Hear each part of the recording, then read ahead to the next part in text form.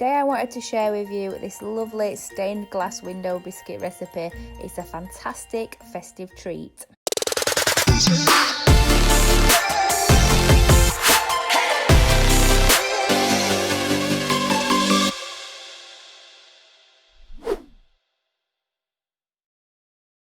And here are our ingredients. We have 225 grams of self-raising flour, 100 grams of caster sugar, 100 grams of cold cubed butter, 1 medium egg, and some hard-boiled sweets that I've crushed up.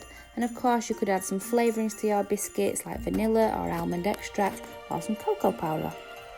So we'll start by putting the flour into a mixing bowl and adding in our butter, and we're going to use the rubbing in method. So we're rubbing the fat using our fingertips into the flour, and we want the butter to coat each particle of the flour so that it will give us a nice crumbly texture for our biscuits. Once the mixture looks like breadcrumbs and we've got no big lumps of butter left, if we give the bowl a wiggle, any big lumps will come to the top so we can rub those in, and then we're just going to add in the sugar and give that a mix.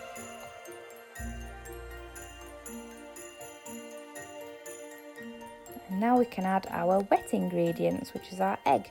So I'm going to move the mixing bowl to one side and I'm going to crack open my egg into a separate small bowl so that I can beat it together really well. So I'm not going to add all the egg at once because we might not need all of it, so we can always add a little bit more, and then I'm going to give it a really good mix with a table knife. You might think the mixture looks a little bit dry, but don't be tempted to add any water. The egg will be enough moisture to bring this together. You just have to keep working it until you get a nice smooth dough.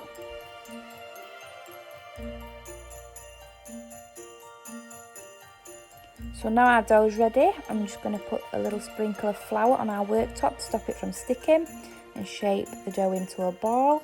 And I'm just going to use a rolling pin to lightly roll it out. I'm not pressing too hard. I'm really just using gravity and the weight of the rolling pin to roll out our dough. Keep lifting and turning your dough quite gently because it is very crumbly, but this is just going to stop it from sticking to the worktop. I'm just going to roll this out to around the thickness of a £1 coin. And now we can start cutting out our biscuits. So I've got a round cookie cutter. It's about 2 inches in diameter, and I've got a star cutter to make it nice and festive. I'm just going to rub a cutter in a little bit of flour to help it stop sticking to the dough. And first I'm going to cut out all of my circles, and then I will do the stars afterwards.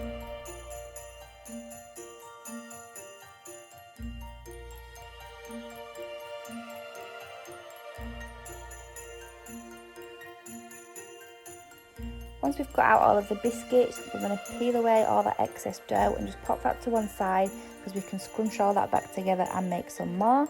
And I'm going to carefully use a palette knife to lift the biscuits onto some greaseproof paper on a baking tray. It's better to use greaseproof because especially when we put the sweets in the middle, it'll stop them from sticking to the baking tray.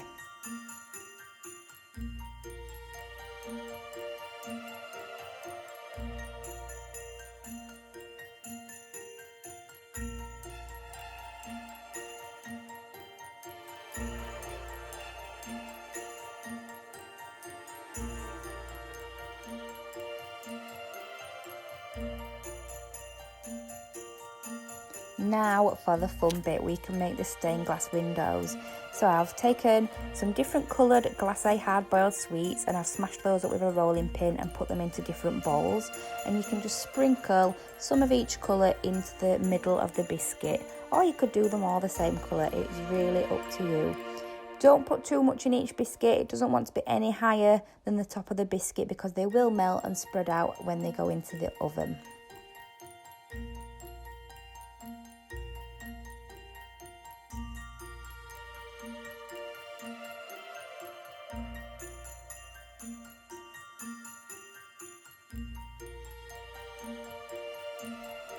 I'm going to pop those in the oven at 180 degrees for 10 minutes.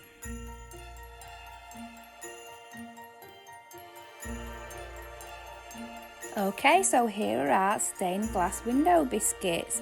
They've got a nice golden brown and the sweets have melted in the centre to make that lovely, pretty stained glass window effect. They only need 10 minutes. They will still be soft to touch, but they will firm up and go nice and crispy and crumbly and crunchy once they've cooled down.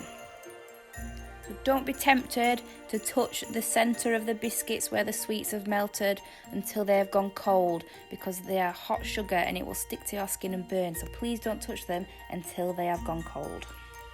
So safety warning aside, I made 27 out of this batch of dough with the size cookie cutters that I used. Obviously you could make them in lots of different shapes and you could be super creative with these, but they are a lovely, fantastic little festive gift that you could give out at Christmas or enjoy them all for yourselves. So I hope you've enjoyed, guys. Come back to my kitchen soon.